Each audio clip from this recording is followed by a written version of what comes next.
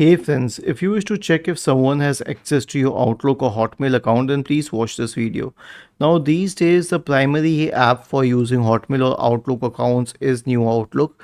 But when I go into settings, I clicked on settings, I went to the general tab, I went to privacy and data. There's no option to check the activity log here. So, the best that we can do is that we can go to this website account.live.com/activity.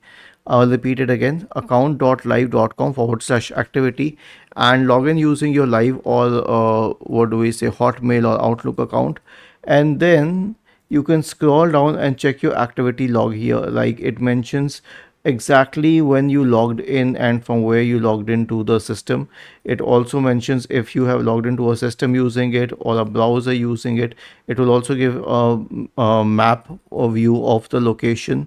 So this can be very helpful, and if you detect anything problematic, then please change the password and enable the two-factor authentication option on your system. Was this helpful? If yes, then please subscribe to the channel, and if not, then let us know in the comment section of the video on how we could help you further. Thank you for watching this video and have a nice day.